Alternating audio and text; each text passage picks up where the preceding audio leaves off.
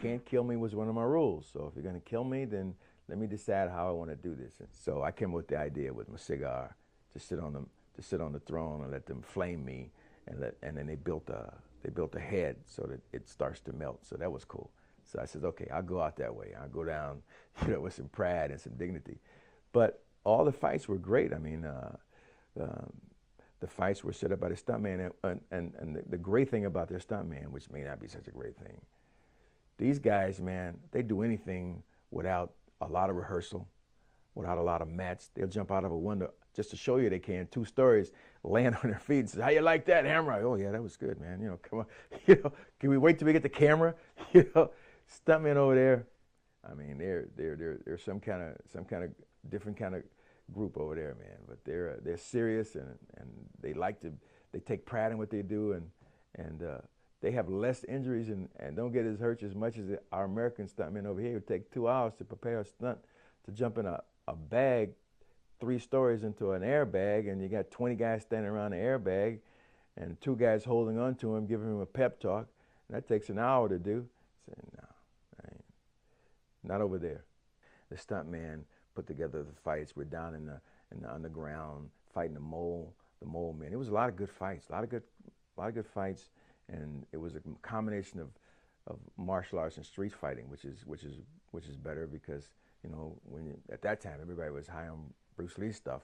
So if you couldn't match it, then you do your own thing. So it was a combination of all those fightings, and they had skateboard, roller skating fights in there. I mean, these stuntmen were all good.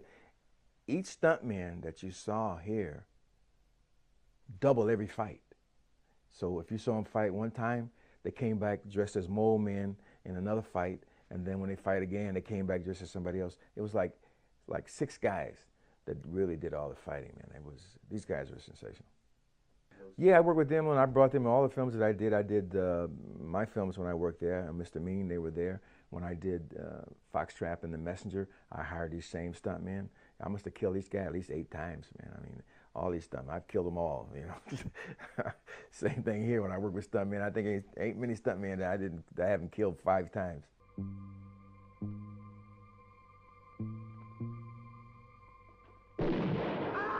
You have to understand, the Italians and the European people are not as as we are in America, right?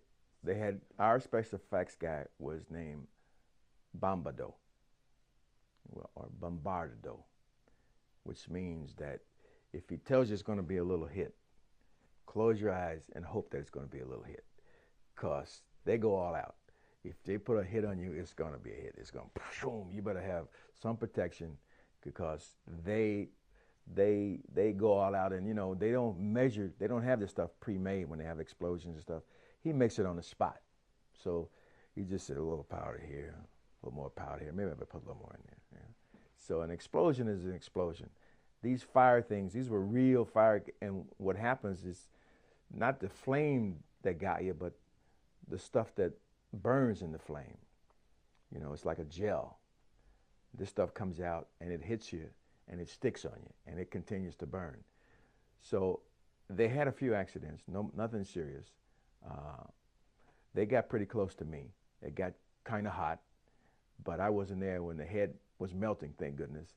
But they like realism, and they like to be as real as they can be, because they, again, trying to compete with the American market. And Americans have the ability to make things look more real than they are, and so the Italians don't have all the money to make those things. So they do it as real as they can on location and on the spot. Some people got burned clothes-wise and shoes-wise from the gel, from the stuff that was coming out. Some cameramen got singed because they put a glass in front of the camera and shoot the flame right into the glass, not understanding that the flame will go over the glass and come around on top. So we had a little hair singes, But they just pat it off and keep going, man. They're not running to the producer and says, "We want more money because I got my hair singed." I mean, it's just part of the job, and that's what made it fun, man. It was a great time working in Europe, and I'd do it again in a hot minute. And as a matter of fact, if the industry hadn't died, I'd still be there. I wouldn't even be here. I'd still be living in Rome, and I'd still be making pictures in Rome.